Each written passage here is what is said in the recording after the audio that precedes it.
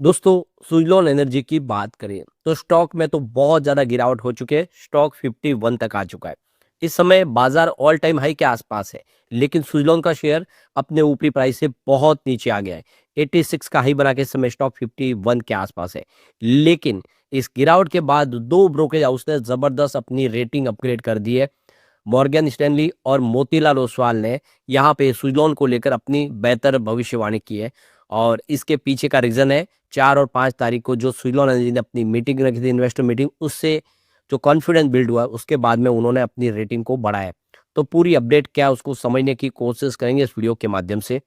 और आने वाले समय में क्या सुज़लोन यहाँ से अब बेहतर कर सकता है, क्योंकि बहुत ज़्यादा चिंतित लोग हो गए, स्टॉक कमज़ोर हो गया है, काफ़ी समय से लगातार गिर रहा है।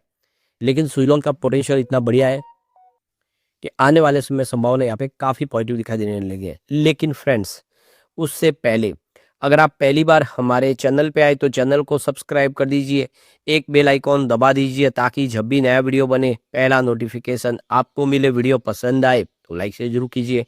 चलो फ्रेंड्स, वीडियो स्टार्ट करते हैं। मैं हूँ आपका दोस्त SB दवे और हमारे अपने चैनल ऑनलाइन कमाई में आपका बहुत बहुत स्वागत है। सबसे पहले सुज़लोन एनर्जी के कारोबार की बात करूँ, 51.70 पे समय स्टॉक आपको ट्रेड करता हुआ दिखाई देगा, जहाँ पे 0.077% की हल्की सी गिरावट देखने को मिल रही है। अब आप देख सकते हो कि 51.74 पर फ्राइडे को क्लोजिंग थी, 52 पर अच्छी खासी शुरुआत की, 53 का हाई भी बना। लेकिन आप देखिए ऊपर के लेवल में स्टॉक पहुंचते ही प्रॉफिट बुकिंग हावी हो गई, बाजार में दबाव की स्थिति बनी और ये स्टॉक आ गया 51 तक।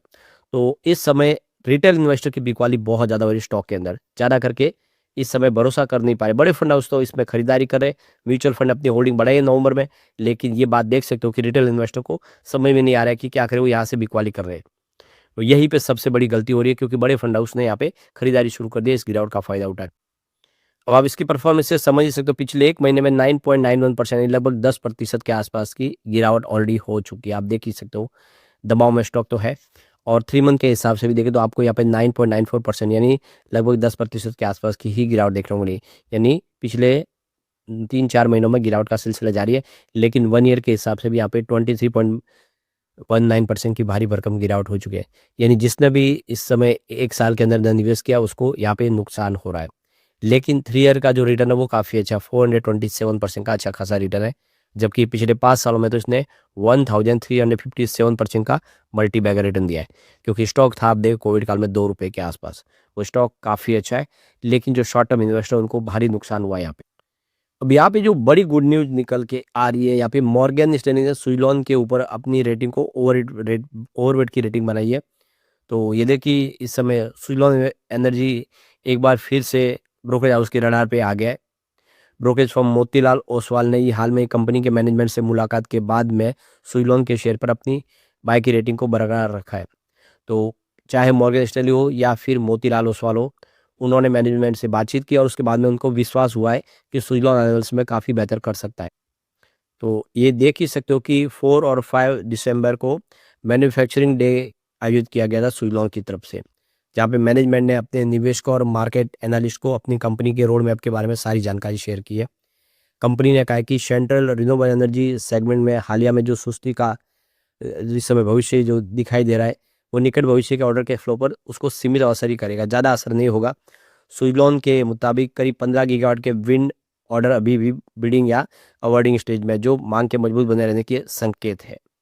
तो बिल्कुल मैनेजमेंट का कहना है कि कोई चिंता की बात नहीं, उनके पास इस समय 15 गीगावाट तक के ऑर्डर की पाइपलाइन है। यानी आप समझ सकते हो कि भले ही समय थोड़ी-सी सुस्ती हो बाज़ार में, लेकिन सुज़लोन आने वाले समय भी बेहतर करेगी, क्योंकि उसके पास बहुत सारे प्रोजेक्ट हैं। साथ में सुज़लोन की तरफ से कंपनी ने ये भी बताया कि करीब 40 गीगावाट के पावर परचेस एग्रीमेंट यानी PPA, जो मुख्य रूप से सोलर और सोलर स्टोरेज सेगमेंट से थे, उनके संभावित कैंसिलेशन या दोबारा बिडिंग में जाने से बाजार में ये समझ बढ़ गई है कि डिमांड को देखते हुए सप्लाई बढ़ाई जानी चाहिए। यानी आने वाले समय भी यहाँ पे डिमांड बढ़ेगी, और जिस तरह से सरकार भी इस समय रिन्यूएबल को प्रमोट कर रही है, आने वाले जो समय है वो काफ़ी अच्छा होने जा रहा है। तो यहाँ पे 2028 तक 10 गीगावाट के इंस्टॉलेशन का लक्ष्य रखा गया है। सुज़लोन एनर्जी के भविष्य के प्रति आत्मविश्वास जताया है। कंपनी का कहना है कि भारत हर साल 10 गीगावाट पवन ऊर्जा लगाने की लक्ष्य वित्त वर्ष 2028 तक।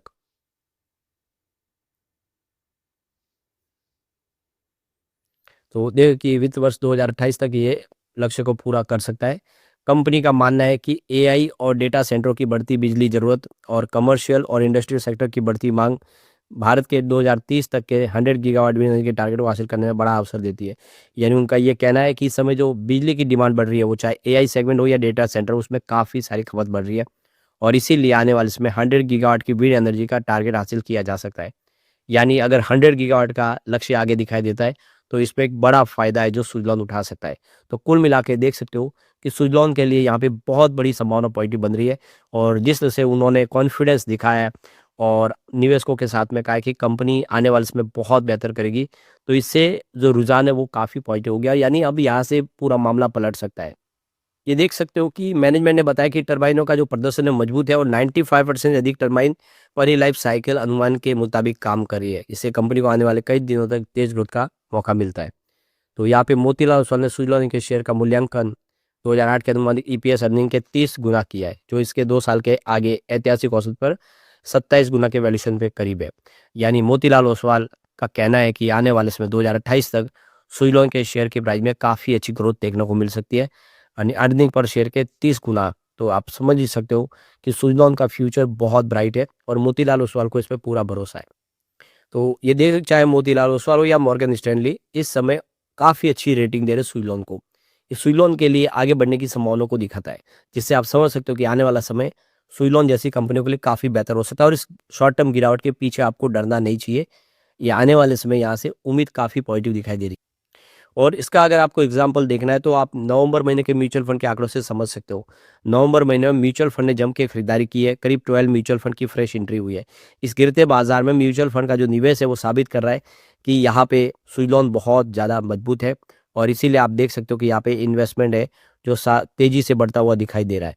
तो आप समझ सकते हो कि आने वाला जो समय काफ़ी बेहतर होगा। वैसे 5 म्यूचुअल फंड ऐसे भी है जिन्होंने यहाँ पे सेल किया है, यहाँ से एग्जिट ले लिया है, यानी उनकी तरफ से आप देख सकते हो कि यहाँ पे कुछ शेयर अपने बेचे गए, एग्जिट ले लिया है, लेकिन पलड़ा भारी वो खरीदारों का है और इससे हम कह सकते हैं कि सुज़लॉन के लिए आने वाला समय काफ़ी पॉजिटिव दिखाई देगी। तो सुज़लॉन ने ये काफ़ी बड़ा फैसला कर दिया। सुज़लॉन अब AI inbuilt support blade manufacturing unit लगाने जा रही है। तो कंपनी ये नई स्मार्ट यूनिट उत्पादन की प्रक्रिया को और बड़ा शानदार करेगी, बल्कि सुज़लॉन की जो सुविधा है उसको और अपग्रेड करेगी। तो बड़ा शानदार फैसला कर लिया गया है। कंपनी अब एआई इनबिल्ट अपनी नई देखो फैक्ट्रियाँ लगाने जा रही है। तो करीब 3 फैक्ट्रियाँ कंपनी लगाने की प्लानिंग कर रही है। तो आप समझ सकते हो कि आने वाले समय इनका प्रोडक्शन भी बढ़ेगा और इसका फ़ायदा भी सुज़लॉन को देता देखने को मिलेगा। तो यहाँ पे इस मौके पे देखें तो सुज़लॉन एनर्जी की तरफ से देखिए गिरीश तांती की तरफ से जो बयान निकला है कि सरकार का 40 गीगावाट से अधिक बिना कॉन्ट्रैक्ट वाली रिन्यूएबल कैपेसिटी को स्थिर और नवीनीकरण ऊर्जा के विकल्प में परिवर्तित कर सकती है, क्योंकि ये विकल्प साधारण सौर और पवन परियोजनाओं की तुलना में अधिक भरोसेमंद है। तो सरकारी जो दस्तावेज है उसके मुताबिक 45.34 गीगावाट की क्षमता के विद्युत खरीद समझौते यानी पीपीए अब तक हस्ताक्षर नहीं हुए। सरकार इन परियोजनाओं के लिए समाधान खोजने में सक्रिय है। निविदा जल्दी मंगाई जा सकती है और यहाँ पे बड़ा फैसला हो सकता है। तो कुल मिला के आप देख सकते हो कि सुज़लॉन जैसी कंपनियों को एक बड़ा बेनिफिट देखने को मिल सकता है। सरकार की तरफ से कुछ शानदार फैसले किए जा सकते हैं।